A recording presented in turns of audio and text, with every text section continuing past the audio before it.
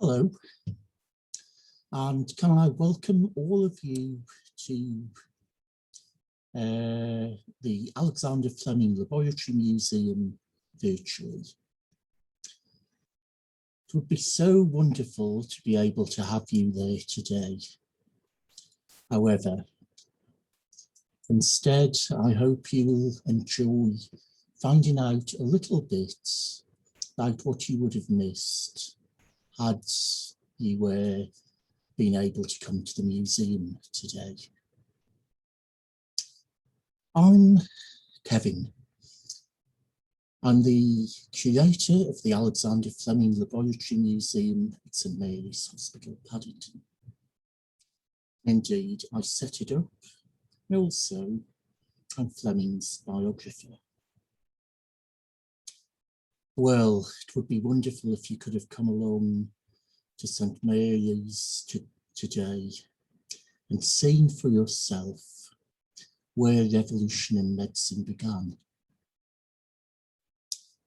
On the right-hand side of the screen, you'll see a corner turret of the Clients Memorial Wing of St Mary's. Go up to the window on the second floor level, the one with the pediment above it, and that was where Fleming's lab was in 1928. It's now the Alexander Fleming Laboratory Museum. You know, it was only in an old-fashioned, musty-dusty laboratory that penicillin could have ever been discovered. Fleming was later shown around a modern, state-of-the-art lab in America, and he was asked what he thought of it. They expected him to say what marvellous work he could have done there. Instead, he said, "It's very nice. Of course, you know, I could never have discovered penicillin here. It's far too clean." So this was Fleming's lab, which we've reconstructed to show it as it would have been back in 1928.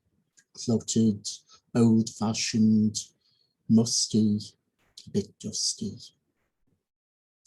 And yet, as Fleming said, only there could it have happened. And here is the man himself, Alexander Fleming. In the summer of 1928, he was asked to write a chapter for Medical Research Council textbook. The subject allocated to him was a fairly common bacterium, Staphylococcus aureus. He produced some culture plates just in order to investigate what was happening. And here you can see how the staphylococci all clustered closely together. Well, Fleming finished that work. He went off on holiday, and he came back to St Mary's into his lab on Monday, the 3rd of September, 1928.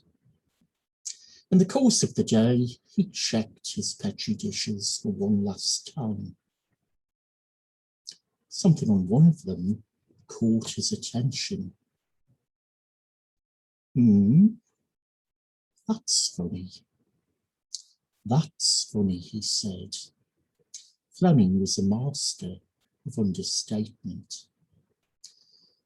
So what had caught his attention?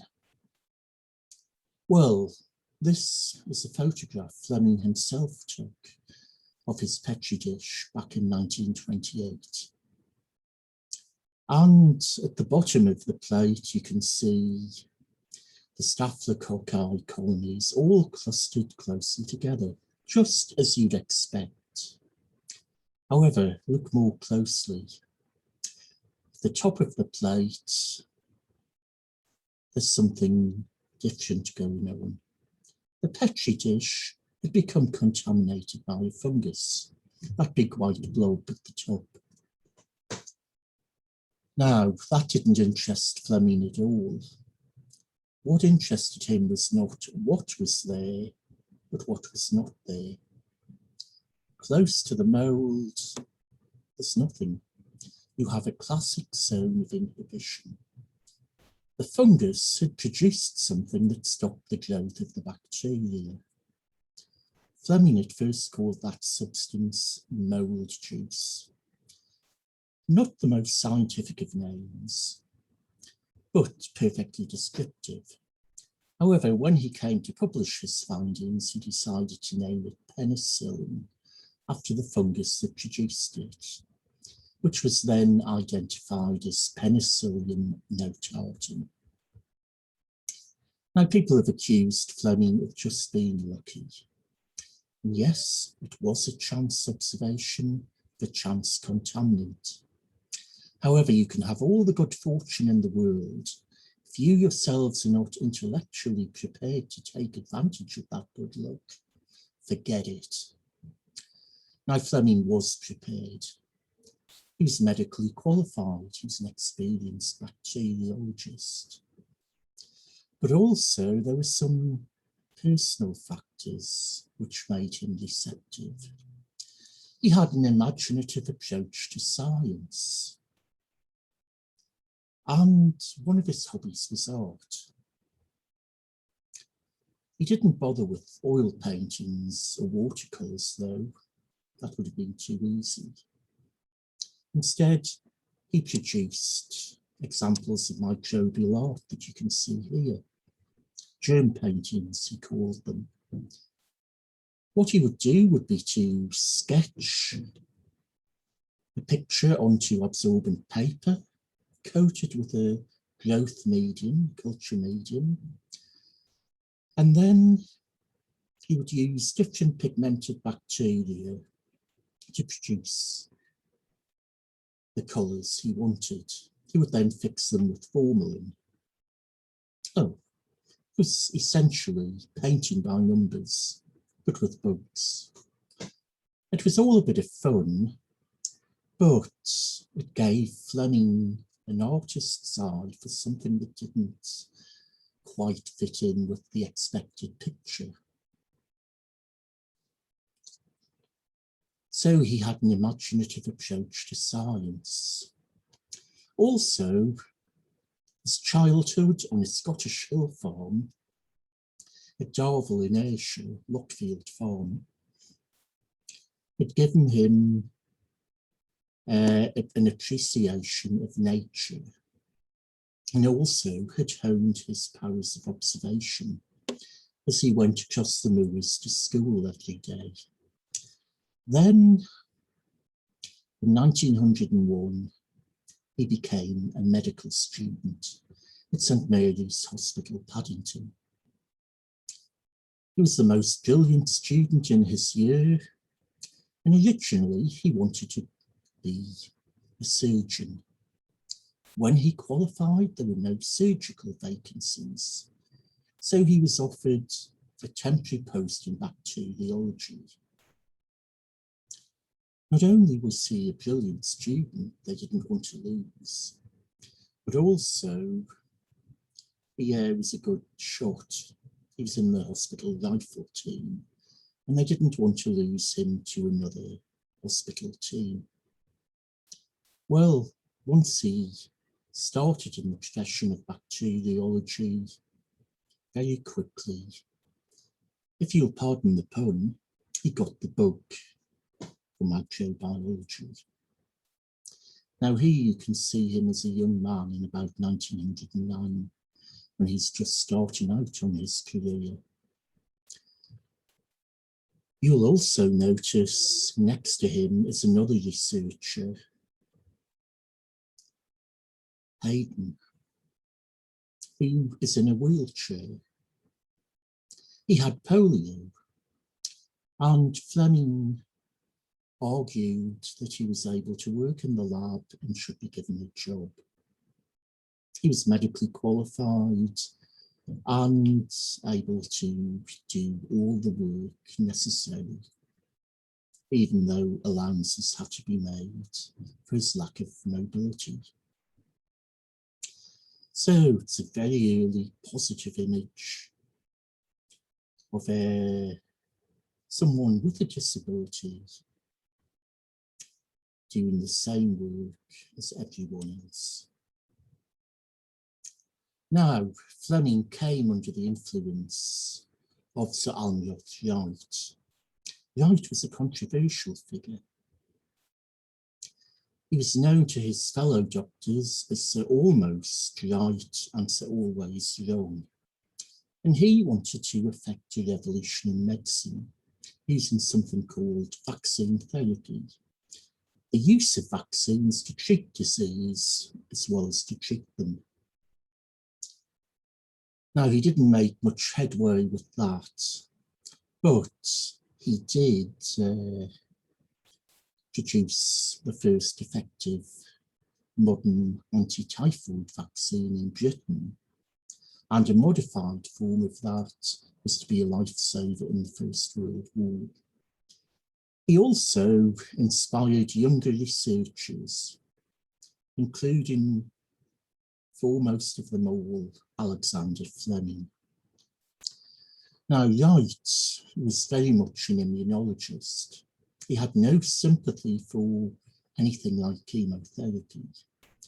And in 1909, he was given a sample of salvarsan by his friend Paul Ehrlich. An arsenical compound that was the first modern treatment for syphilis.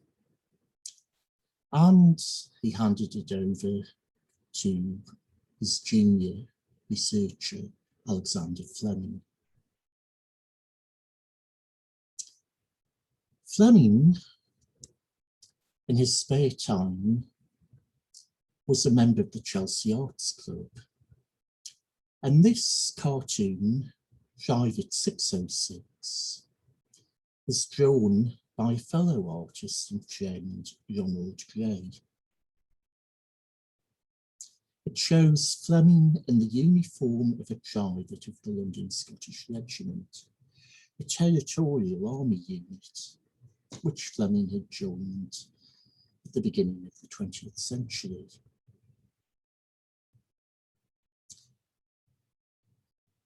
Instead of a bayonet, Fleming has a syringe, and you'll see tucked into his stocking another syringe. This is to administer salvarsan, also known as compound 606, hence the caption. Well, Fleming was to see active service in the First World War. Not as a soldier as such in the midst of the fight, but as a bacteriologist. And he showed that the use of antiseptics was causing more harm than good. The body's own defences were being killed off much more quickly than the invading bacteria, allowing them an open road into the wound. And also the antiseptics couldn't penetrate the crevices of modern ballistic injuries. Fleming's advice was simply keep the wound clean and wash it out with a mild saline solution. It was sensible advice and not adopted by the British Army until the Second World War. What scuppered it in the first was a combination of medical politics and military politics. Doctors and generals have at least one thing in common. They don't like to be told what to do. Well, you might have thought that this would have given Fleming a prejudice against chemotherapy, just as it had done with Almroth Wright. But, as I said, he was much more open-minded. And in 1921, he discovered the enzyme LIYSF, which is present in body fluids such as tears and saliva. He discovered it when he had a cold and wondered what would happen if he added some of his nasal mucus to the bacteria he was studying. After a couple of weeks, there were signs of lysis. Something in the mucus was dissolving the bacteria, and that something was an enzyme he later named lysozyme. He found that tears were a very good source for his studies.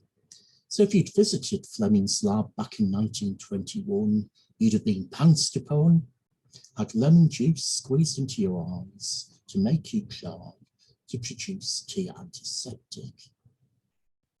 Well, a cartoonist got hold of the story. In those days, the laboratory technicians were known as lab boys. Didn't matter how old they were. Could have been 15, they could have been 70. They were still lab boys. The cartoonist, though, assumed they must be schoolboys and produced this cartoon, which shows school children queuing up to be paid 1 penny to be beaten to make them try to produce tea antiseptic. Of course, it never happened like that. Wonderful image, though. Now, Fleming always said that his best work as a scientist had been done on lysozyme, not on penicillin. That was an honest assessment. He took its study to a higher level than he ever did with penicillin. Problem, though, with penicillin, with lysozyme, is that it doesn't act against the most harmful of bacteria. So when Fleming saw what penicillin did, his first thought was, could this be another enzyme, but a more potent one than lysozyme? Very soon he established that penicillin was not an enzyme at all, but it was those similarities which first attracted his interest.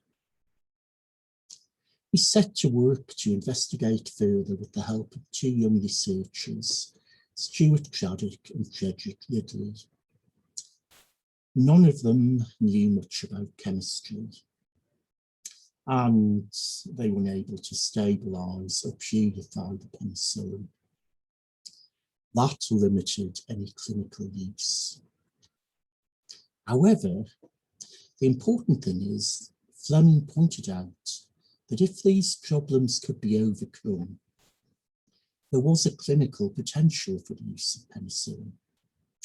Now, he was thinking mainly in terms of topical use, almost like a local antiseptic.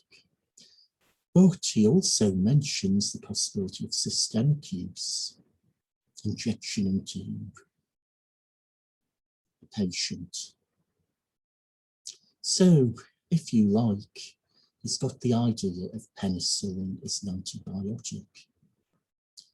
He's got the idea. He publishes the idea. He keeps penicillin alive and sends samples to other labs when they request one. So he's disseminating the mould, but he's unable himself to bring it into clinical use. And that was the achievement of a team of scientists at the University of Oxford in the early 1940s. When they started work on penicillin, they had just finished a research project on lysozyme. They were looking for a new research topic. And because of those superficial similarities to the action of lysozyme, they chose penicillin. Only as they worked on it did they come to see the clinical potential.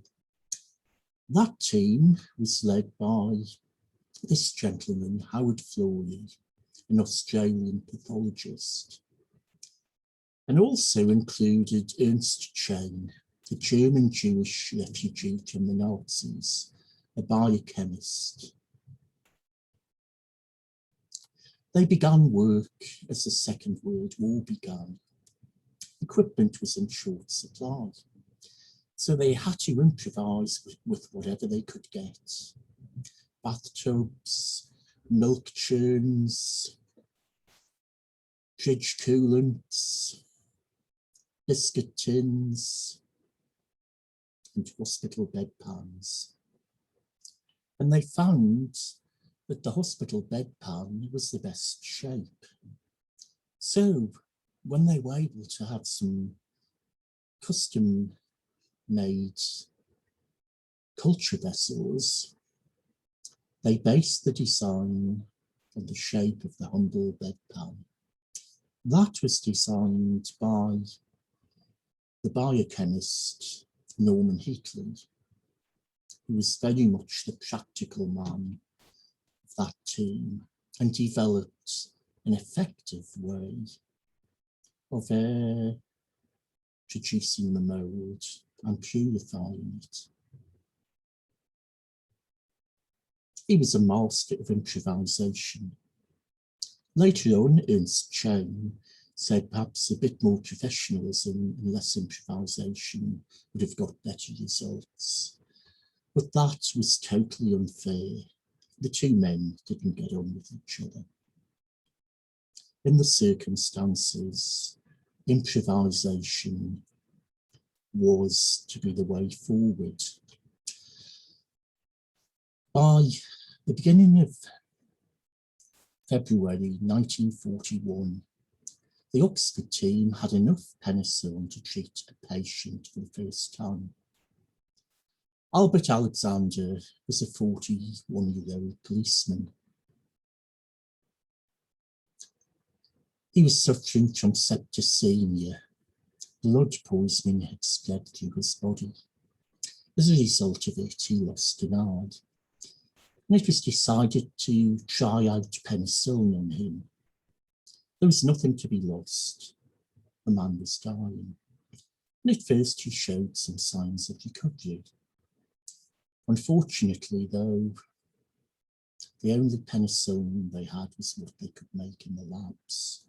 There wasn't enough to treat one adult. However, as some of you may be aware, penicillin is quickly excreted from the human body.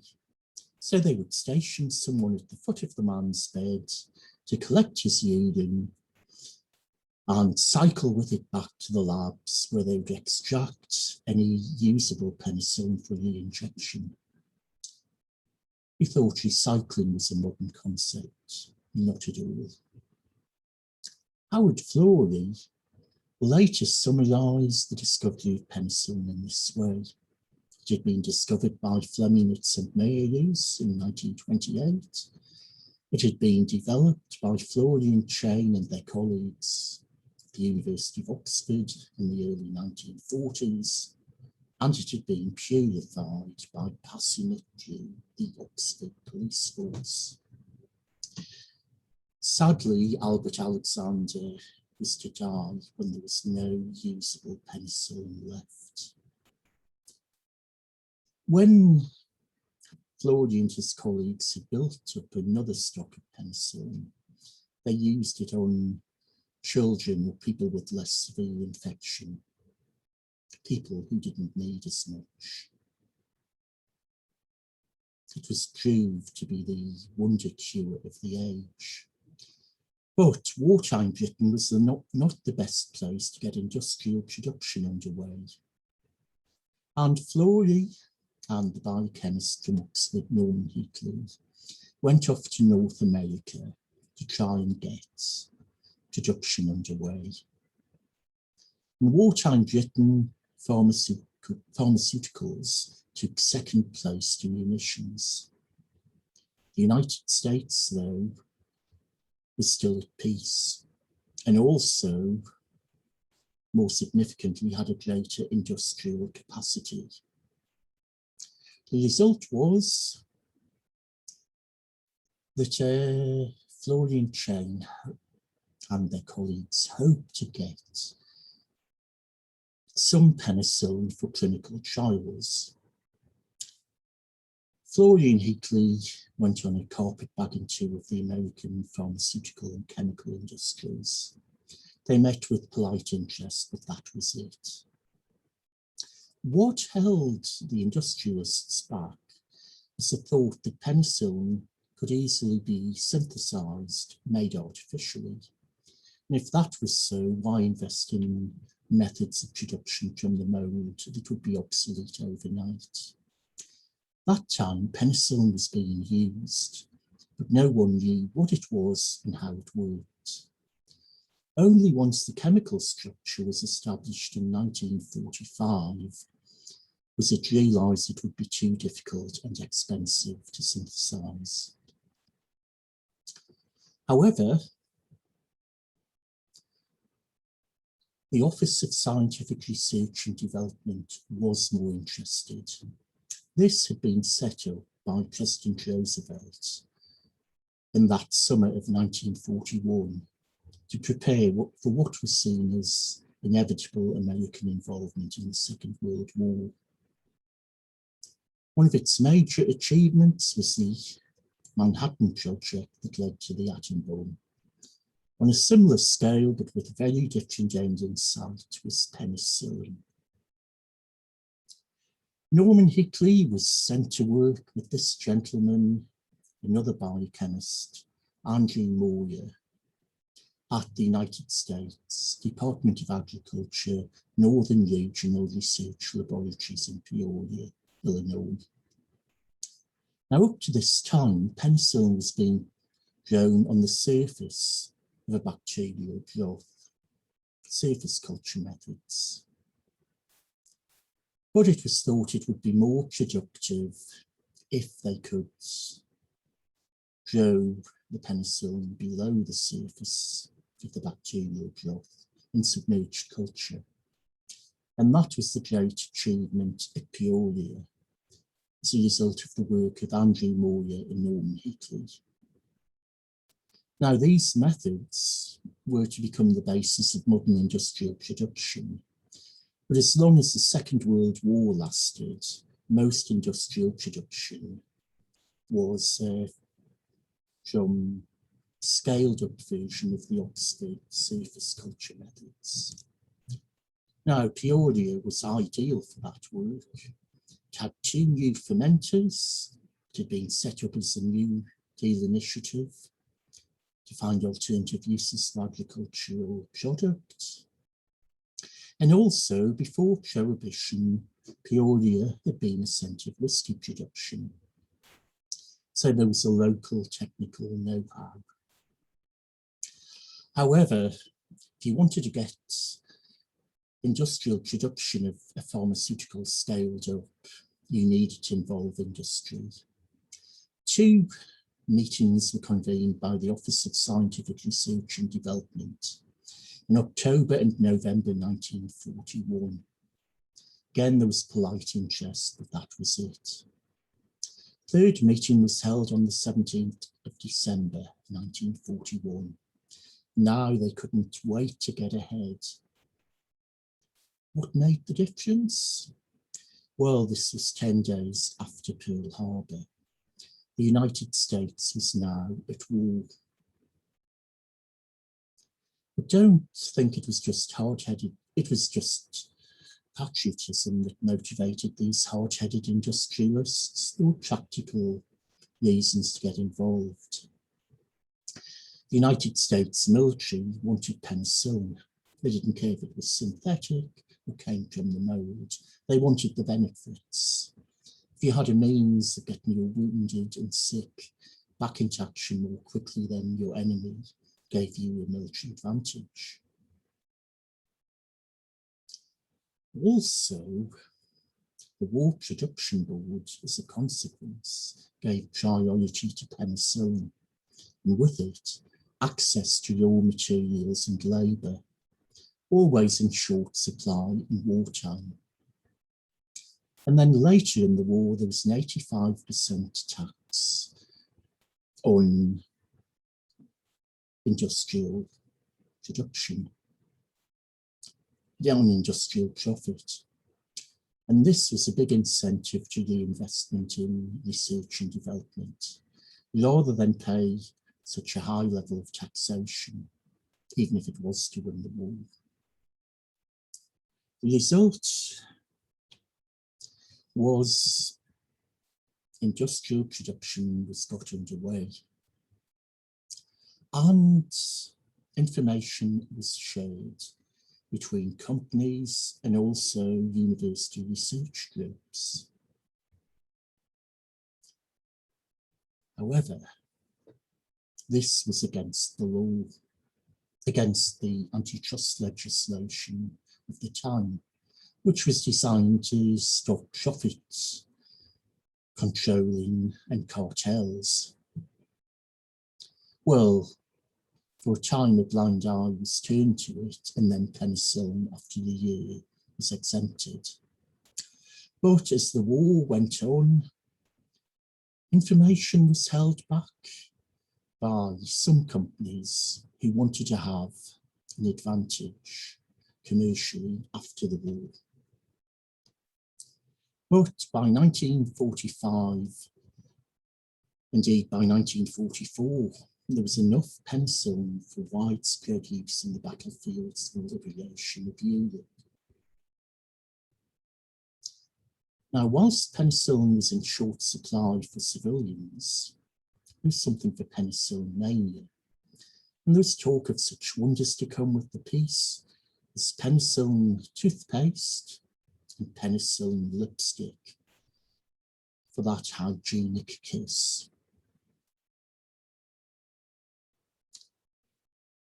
Eleanor Roosevelt appealed for penicillin to save the life of the dying sweetheart of a serving GI, in a case where penicillin could, and indeed would have no effect. In wartime Britain, some Sunday newspapers told you how to make penicillin over the kitchen sink. Luckily, none of it ever got into the supply chain. But as long as the war lasted, penicillin was mainly for military use. Well, in 1945, Howard Florey and Ernst Chain, together with Fleming, shared the Nobel Prize for Medicine. Fleming for the initial discovery, Florey and Chain for its development. Seems like a fair division of the honours. Indeed, it is, insofar as it goes. But the thing is, behind penicillin is the work of a lot of individuals, of research teams, and of industrial companies. Without them all being involved, penicillin would have not come to be the life-saving drug it is. And indeed, with penicillin, you can see the move from the lone researcher, as represented by Fleming, to the industrial research team in a university setting, Florey, Chain, Hickley and their colleagues, and then to the scale up to industrial production. Now, in 1945, most people thought penicillin and the antibiotics that would come after were a once and for all end to infectious disease. If only it had been so. The war had accelerated production and development, just in the way the response to the COVID pandemic has led to the rapid development of vaccines. But nothing can ever be a once and for all fix. Microorganisms find ways of fighting back.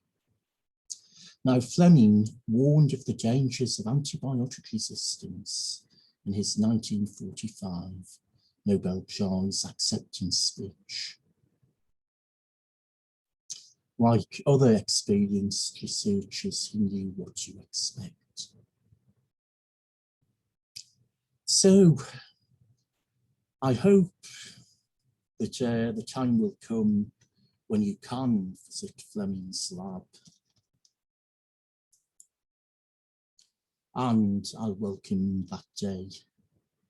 So I hope you're enjoying your participation and the London International Youth Science Festival, even if you can't physically be here.